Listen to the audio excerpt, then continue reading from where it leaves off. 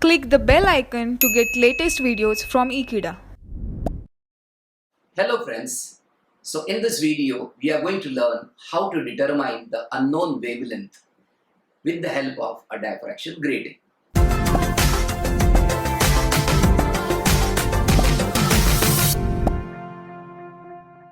For determining the unknown wavelength of light using a diffraction grating, what we use is nothing but an instrument that is called as a spectrometer, a light spectrometer to be more specific. And this is how the arrangement looks like. So in a light spectrometer, we have the diffraction grating. In this case, I am not showing the grating elements. Assume that this is actually the diffraction grating over here.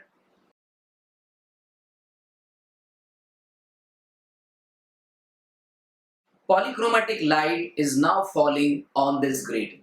Polychromatic means all the wavelengths are actually falling on this grating. Depending upon the wavelength and by utilizing the formula A plus B into sine theta is equal to n lambda, the different wavelengths are going to get diffracted at particular angles. So let us say this is one angle, that is theta 1. But this is the first order maxima on one side. So we have a similar first order maxima on another side for this wavelength lambda 1. Here too we have the same first order maxima for the same wavelength, that is lambda 1.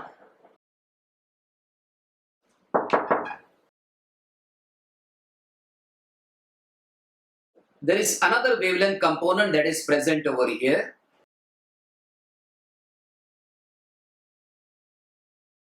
There is another wavelength component that is present over here, that is lambda 2. So that also produces the first order maxima. This is lambda 2.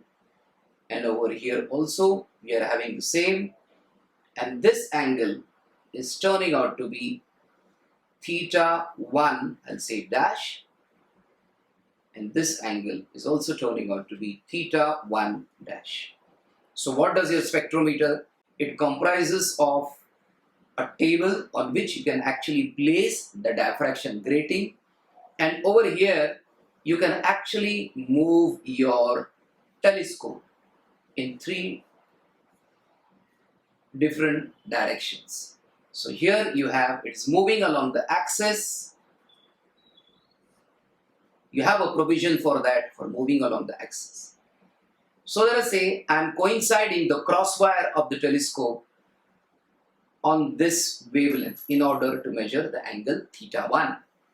So after I get the angle theta 1, I move this from here right to this position to measure theta 1 on the other side. So this entire angle, which is 2 theta 1, is measured by the telescope. This angle is then divided by 2 to give you the average value of theta 1 and is then substituted in the grating equation A plus B into sine of theta is equal to n into lambda 1. Similarly, in order to find out the value of the wavelength, the red wavelength for example, let us say, I once again make this telescope coincide with this angle theta 1 dash.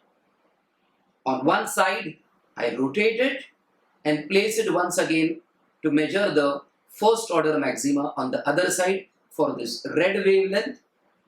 This total angle now turns out to be 2 theta 1 dash.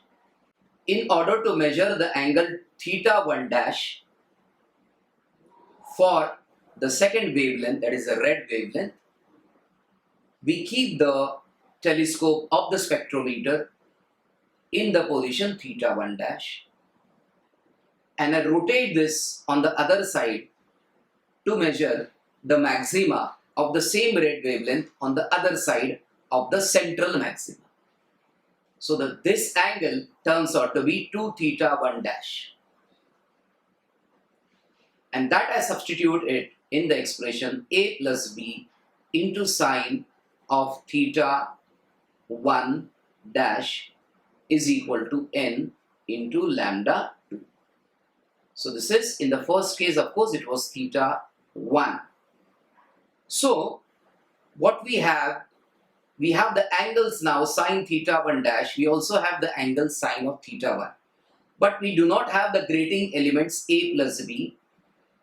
Right? In order to find out the grating elements, let us assume that this grating written on this is 15,000 lines per inch, which is normally the value of a standard laboratory grating.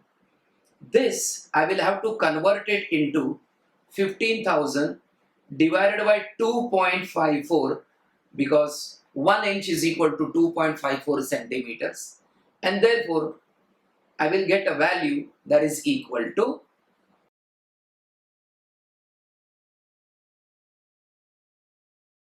so this ratio works out to 5906 approximately lines per centimeter. Hence 1 upon a plus b is equal to 5906 lines per centimeter.